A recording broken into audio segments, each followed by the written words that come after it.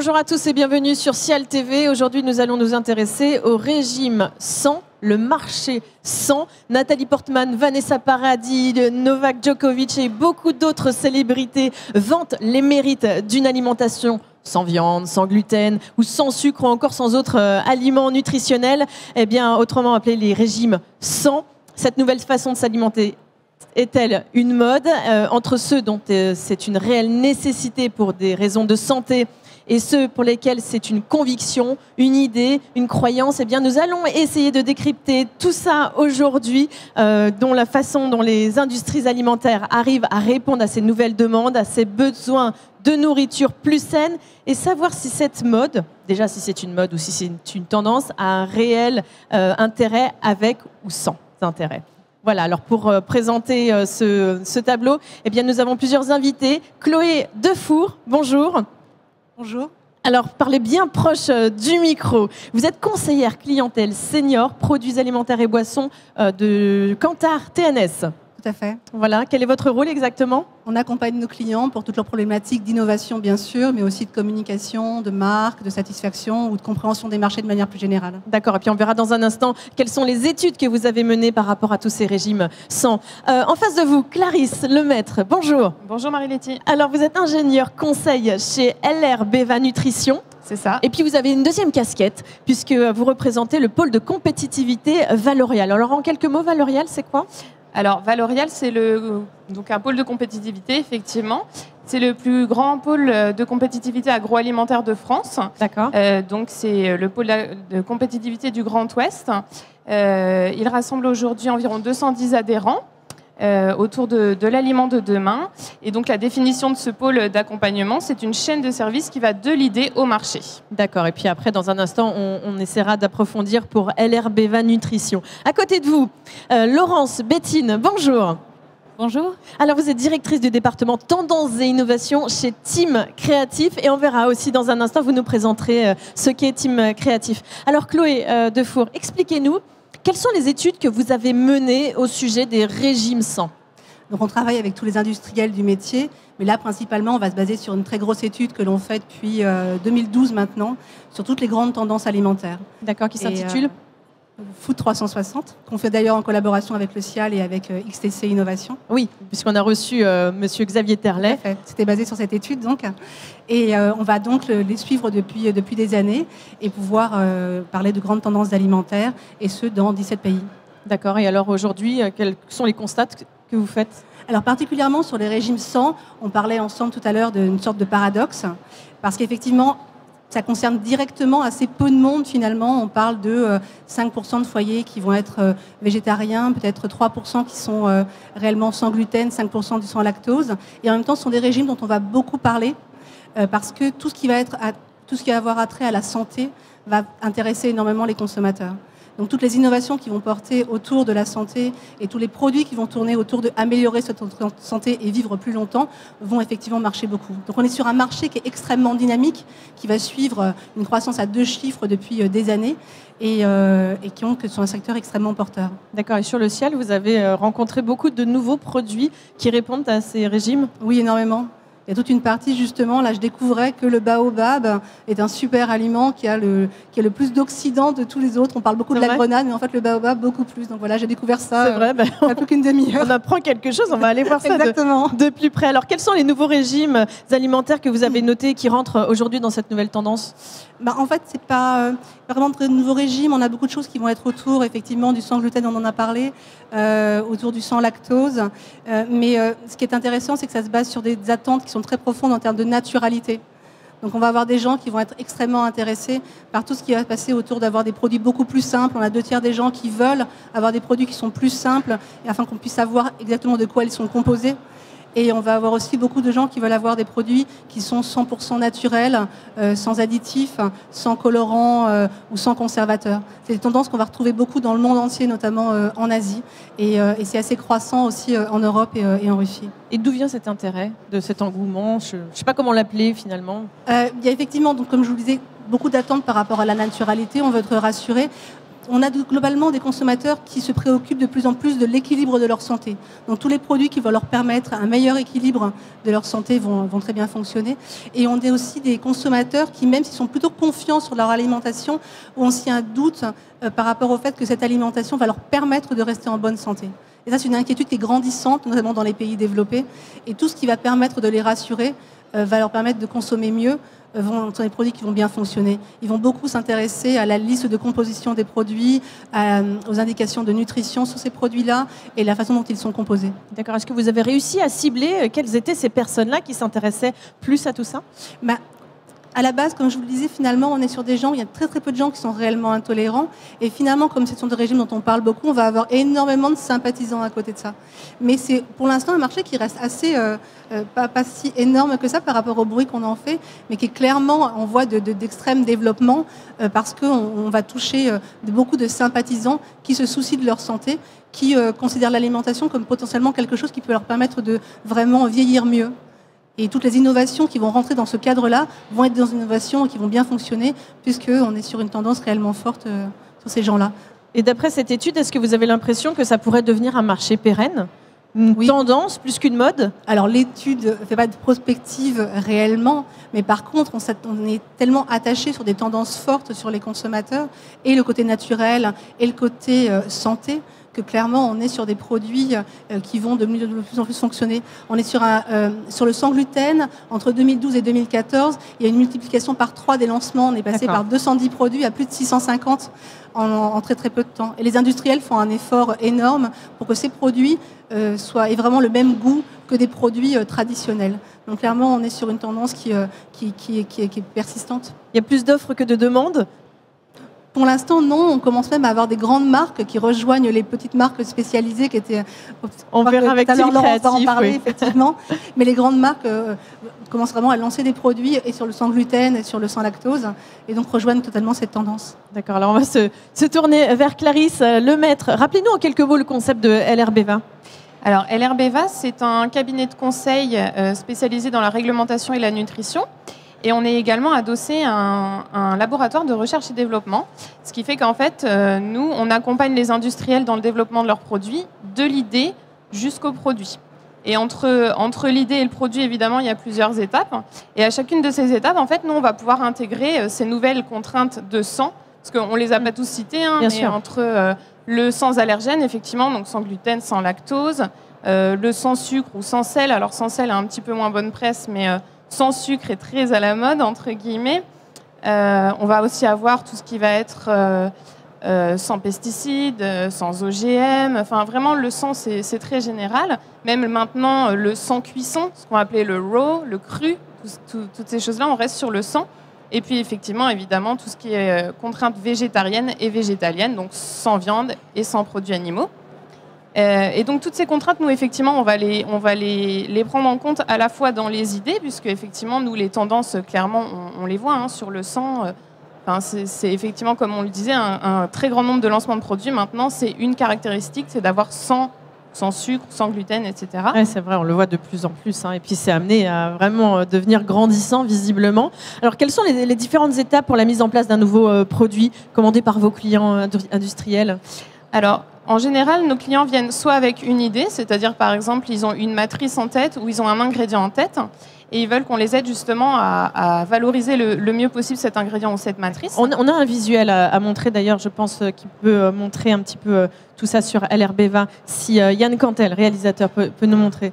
Donc ça, c'est innover en nutrition. Voilà, c'est ça. C'est un petit peu le principe, la dynamique que nous, on essaye d'avoir dans LRBEVA, tous ces différents éléments, toutes ces compétences qu'on va pouvoir avoir en interne.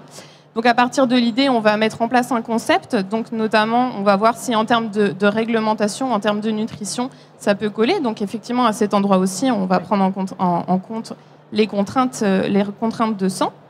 On va ensuite avoir la phase de développement des maquettes, donc en laboratoire de recherche et développement, où effectivement, là, ça va être une vraie prise en compte de ces contraintes, notamment techniques. Oui. Quand on enlève des choses, effectivement, quand on fait un biscuit ou une pâte jaune sans gluten, on va avoir des contraintes techniques réelles.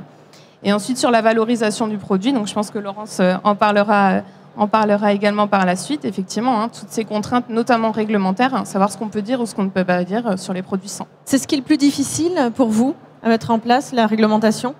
Alors, c'est difficile, oui et non. Ça dépend en fait du sang qu'on recherche, puisqu'il y a certaines parties qui sont particulièrement bien réglementées, comme le sang gluten, c'est réglementé. Le sang lactose, on a quand même des lignes directrices importantes. Tout ce qui va être sans sucre, sans matière grasse, sans sel, tout ça, c'est des règlements. Par contre, c'est vrai que pour d'autres, comme sans pesticides ou sans huile de palme, là, on va vraiment être sur des bonnes pratiques, sur des principes de non-tromperie du consommateur. Donc, on va être un petit peu plus dans l'épaisseur du trait, si on peut dire. Il y a du pour, il y a du contre. On peut justifier qu'effectivement, qu'on puisse utiliser ces allégations ou pas. Oui, bien sûr. Et alors, quel est le constat pour vous? Qu'est-ce que vous faites comme constat? Vous avez 3 tendances, 5, 10 qui vont sortir du lot? Comme je le disais, là, pour moi, ce qui ressort vraiment, c'est tout ce qui va être tendance crue. On en voit beaucoup, de toute façon, quand on se promène dans les allées du salon, du cru, du raw, des cuissons douces qui ne dénaturent pas les nutriments. On voit un cahier des tendances 2016 chez LRBVA. Donc là, c'est les boissons végétales, enrichies en calcium. Voilà, tout à fait. Donc là, on va être sur du sans produits animaux, globalement. Et avec cette tendance, on va avoir effectivement le sans lactose. En fait, les deux peuvent se recouper, effectivement. Oui, le soja sans produit animal et sans lactose. Voilà, et on va même retrouver également du sans soja maintenant. Ça devient aussi un argument, le sans soja. Le sans soja. Alors là, ça y est, c'est compliqué là. Alors, le sans soja, ça se justifie aussi parce que globalement, c'est aussi un allergène. Donc, effectivement, tout ce qui va être sans allergène, sans fruits à coque, etc., sans œufs également. Alors là, on voit c'est le vegan. Vegan, pardon. Ouais, on a loupé. Avant, c'était les chocolats santé où on va remontrer, voilà les chocos. On a pas mal de formules sans sucre ajouté, sans sucre avec moins de sucre. Et ensuite, sur le vegan, effectivement, on va être sur des produits sans produits animaux. D'accord. Et quel est le comportement des industriels par rapport à tout ça? Eux, ils viennent clairement nous voir avec des contraintes en tête, de se dire, nous, on souhaite développer quelque chose qui va être sans additifs ou sans sucre ajouté. Par exemple, on a eu dernièrement le cas d'un développement d'une boisson, un client qui souhaitait un produit bio, sans sucre, sans additifs, avec uniquement des arômes naturels. Et du coup, c'est vrai qu'il y a forcément un moment des compromis à faire, puisqu'effectivement, quand on est sans sucre, on a forcément des édulcorants. Enfin voilà, c'est des choses qui sont un peu compliquées à mettre en place. Mais ça montre que il y a une vraie volonté de faire du sang et du mieux avec du sang. Oui, ça c'est des exemples un peu de sur-mesure. Vous en avez d'autres comme ça, du vrai sur-mesure, du vrai calibré? Oui, alors on a développé. Alors je pense qu'il y avait une fiche également. Oui. On a développé, avec notre laboratoire de recherche et développement, un produit, un biscuit sans allergènes. Donc avec donc, vous avez la fiche ici. Donc qui contient aucun des allergènes listés par la réglementation.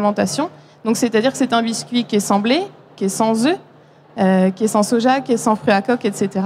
Du coup, là, on va tomber sur des contraintes techniques, comme je le disais, d'autant plus qu'on est sur un produit qui est protéiné. Donc, on va avoir des protéines végétales. Donc, voilà, on tombe sur des contraintes un peu techniques. Ça s'adresse à qui, par exemple, un biscuit comme ça?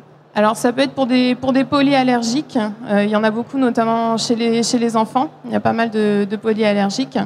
Et puis, des personnes qui, globalement, font très attention à leur santé. Et puis, ça va un peu avec ce type... les régimes végétariens également. Vous connaissez le pourcentage de ces personnes-là? Alors, chez les enfants, il y a quand même beaucoup de polyallergiques. Alors, j'ai pas les pourcentages en tête. Chez l'adulte, un peu moins. Oui, parce qu'on perd un petit peu, quand on grandit, on se renforce un peu quand même. Oui, voilà, notamment sur les allergies au lait ou aux protéines de lait. Généralement, ça se perd à l'âge adulte. Pas tout le temps, mais donc voilà, si on ajoute tous ceux qui sont allergiques plus tous ceux qui sont végétariens, effectivement, comme le disait Chloé, on arrive quand même sur des populations qui ne sont pas négligeables. Oui, bien sûr. Et puis, quels sont les régimes sans les plus récents qu'on vous a demandé? Le plus récemment, ce qu'on va pouvoir trouver, ça va être le sans produits animaux. Clairement, effectivement, tout ce qui est vegan, c'est de plus en plus pris en compte. Nous, notamment, c'est une réelle contrainte puisqu'on fait pas mal de produits hyper protéinés. Donc, on est souvent sur des protéines de lait ou des protéines d'œufs. Donc là, faut évoluer sur des protéines plutôt végétales. Et puis, sur le sans sucre ajouté, effectivement, comme je le disais, sur des matrices comme des boissons ou des biscuits. D'accord. Ça pose des vrais problèmes techniques, mais c'est des bons challenges. Alors, le sans lactose, sans sucre raw, c'est ça? C'est quoi le raw? RAW, c'est ce qui va être sans cuisson, donc ce qui va garder un maximum, voilà, quelques exemples de produits récents. RAW sans cuisson, voilà, c'est ce qui va garder un maximum de vitamines dans les produits. D'accord. C'est associé au régime paléo, par exemple. Moi, ça me paraît très compliqué, de mon point de vue de journaliste, de mettre en place toutes ces choses-là. Pour vous aussi, c'est compliqué? C'est compliqué quand ça se multiplie. Effectivement, quand on arrive à des nombreuses additionner tout ça. Voilà, c'est ça. Ça devient compliqué techniquement, mais c'est des vrais challenges. Alors à côté de vous, nous avons la dernière étape finalement de ces régimes sans sur le packaging avec Laurence Bettine. Eh bien, expliquez-nous ce qu'est le concept de Team Créatif. Alors Team Créatif, c'est une agence de design. C'est le premier groupe de design indépendant européen avec plus de 250 salariés en France, mais aussi à l'international. D'accord. Et on fête cette année nos 30 ans, donc on est très heureux de cela. Oui, d'ailleurs, vous avez des belles images aussi que vous nous avez données, qu'on peut regarder aussi sur... Voilà, on avait tout un dossier, alors qu'on n'aura peut-être pas le temps d'énumérer, mais voilà, n'hésitez pas à me le dire. Est-ce qu'on pourrait regarder telle image? Voilà, sans problème. Comme ça, on y arrive. Ouais. Donc, je vous en prie. Oui, non, ce qui est intéressant, c'est de savoir que Team Creative travaille sur le branding. En fait, elle est partenaire des annonceurs et des industriels pour faire en sorte de créer des marques et des packaging et des produits et tous les éléments de communication pour faire acheter ces produits. Bien sûr. Donc, typiquement, le sang, le marché du sang.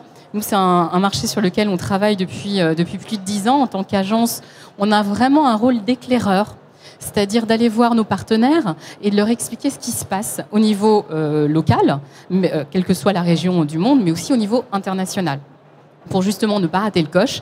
Et je vous avoue qu'en France, on est un petit peu en retard par rapport aux autres pays. Alors ça m'énerve quand on dit ça, parce que j'ai l'impression qu'à chaque fois en France, on est en retard sur tout. De quelle manière est-ce que vous arrivez à identifier les dernières tendances alimentaires? Alors, on a un outil de veille permanent. C'est-à-dire que ça fait partie de notre activité quotidienne, de regarder absolument tout ce qui se passe, d'être présent à des salons comme le Cial, typiquement, d'être en France, mais aussi à Milan, en Chine, etc.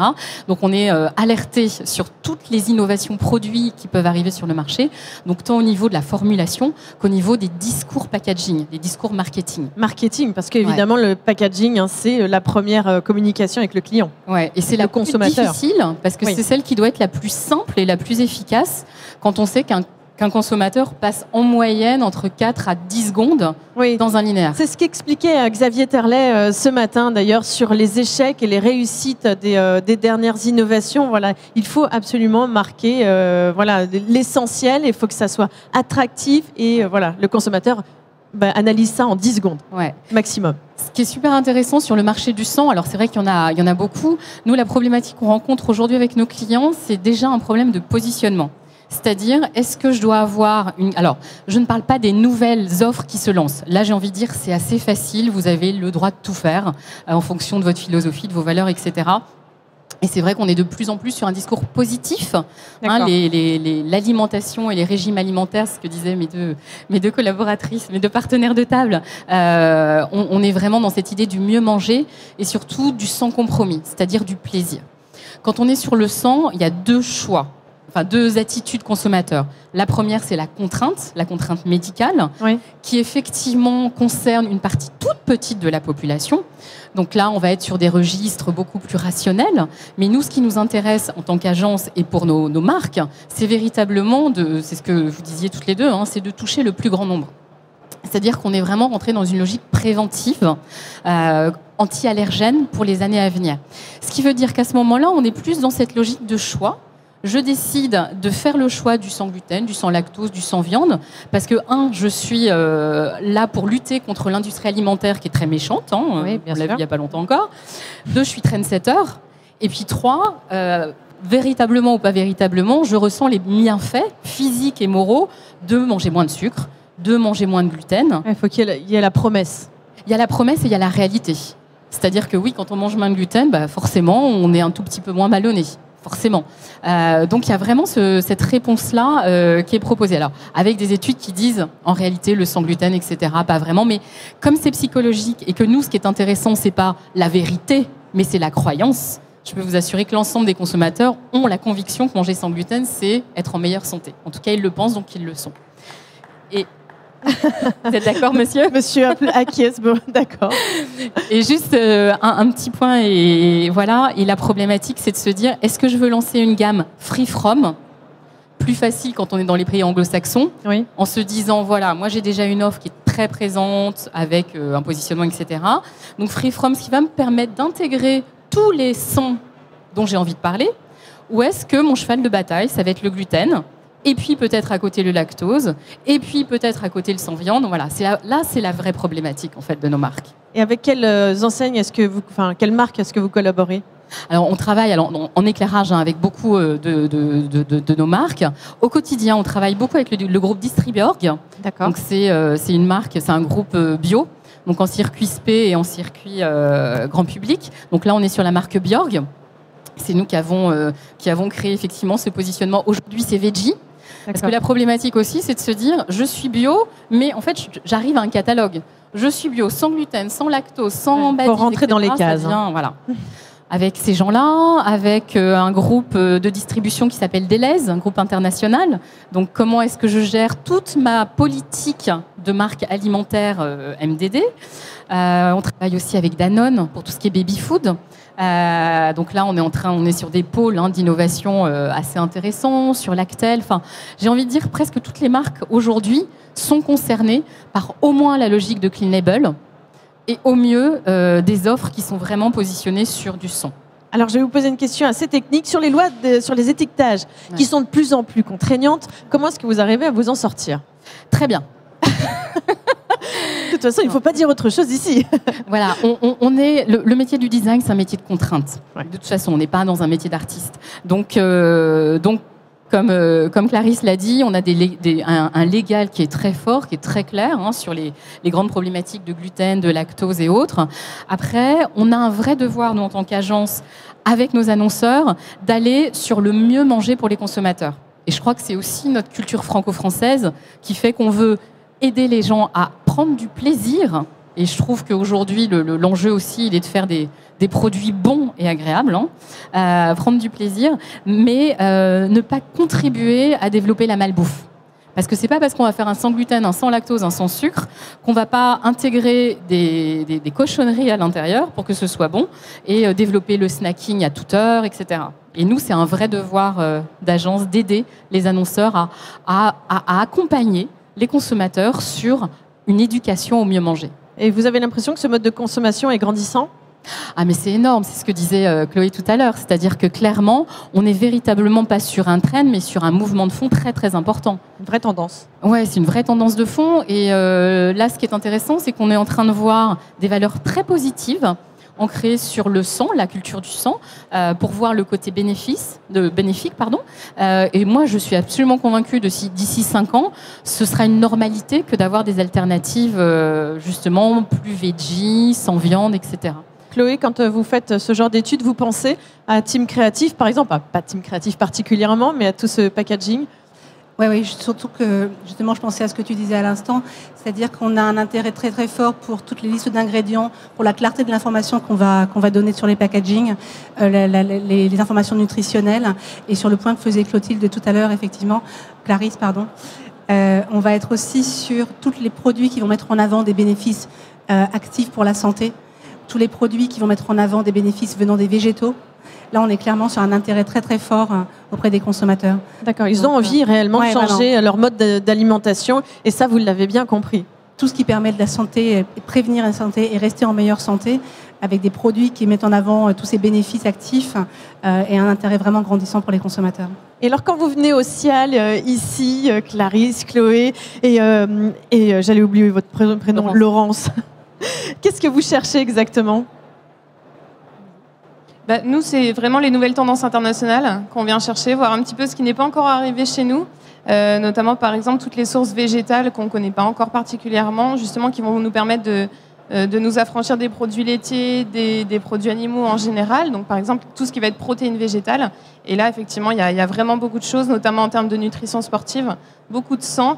Et je discutais d'ailleurs hier avec un distributeur de produits pour sportifs uniquement végétaux. Et quand il m'a présenté son produit, c'était sans gluten, sans produits laitiers, sans soja, sans OGM. Enfin, c'était du sang. C'était vraiment il définissait son produit comme un produit sans. D'accord. Et vous, ça vous a vraiment marqué? Oui, oui, parce que c'est vraiment, enfin, je me suis dit, on est vraiment dans une tendance, hein, comme on le disait là, clairement, maintenant, ça devient une façon de définir son produit, de dire qu'il est sans. Voilà, c'est le consommateur s'y retrouve du fait qu'il soit sans. Et Laurence, qu'est-ce que vous venez ici quand vous venez au Cial, ça vous... Alors moi, la première chose, c'est comment est-ce que le Cial se présente auprès des annonceurs et du grand public. Et je trouve que cette année, on a une révolution, c'est-à-dire qu'on n'est plus en train de vendre des ingrédients ni des produits, on est en train de vendre quelque chose qui se mange. Et je suis bluffée de voir le nombre d'ateliers qu'il y a sur le Cial. Donc ça, c'est quelque chose de nouveau. C'est vrai que c'est la mise en avant cette année sur la restauration aussi. Et c'est génial. Ça, c'est le premier point. Le deuxième point, c'est évidemment, comme toi, c'est la surprise. C'est-à-dire, moi, j'ai envie de trouver de l'inspiration, j'ai envie de trouver de la folie, de la créativité. Et puis, le troisième point, c'est alimenter notre connaissance, tout simplement, de ce qui se passe et de ce qui change dans le monde. Et surtout, regarder, ne pas rester cantonné à son propre univers, à sa propre catégorie, mais surtout, comme un consommateur, aller voir chez les autres ce qui se passe. Parce qu'un consommateur, lui, il fonctionne de façon polymorphe. Et vous, Chloé, comment vous réagissez? Vous voyez que votre étude a eu un impact sur le Cial? Enfin, pas sur le Cial, mais sur les exposants? Déjà, on se rend compte que tout ce qu'on voit dans notre étude, effectivement, se traduit totalement par rapport à ce qu'on voit ici. Et on est assez bluffé par la capacité d'innovation des industriels. Même sur les choses où on se disait, on n'y pense pas fondamentalement au premier abord, mais là, on voyait quelque chose au niveau des herbes aromatiques. Et une capacité d'innovation qui est incroyable sur la transformation d'herbes aromatiques et de jus de fruits frais avec des herbes aromatiques qui sont incroyables. On a goûté un pomme persil complètement étonnant et fait avec des procédés pour conserver justement toute la bonté du fruit dedans. Donc c'est top. Ah, vous l'avez dit, Cial 2016, c'est 100% inspiration. Un dernier petit mot sur Valorial. Vous êtes présent ici au Cial? Oui, tout à fait. Vous pouvez retrouver le stand de Valorial sur le stand de la Bretagne qu'on voit d'ici. Donc n'hésitez pas. Juste derrière nous. Voilà, c'est ça. On voit le petit drapeau breton. Donc voilà, n'hésitez pas à passer faire un tour et rencontrer les membres de Valorial. D'accord, merci beaucoup. Merci à toutes les trois d'être venues nous parler donc de ce qui n'est pas une mode, c'est une réelle tendance, le marché du sang. Merci beaucoup, à très bientôt.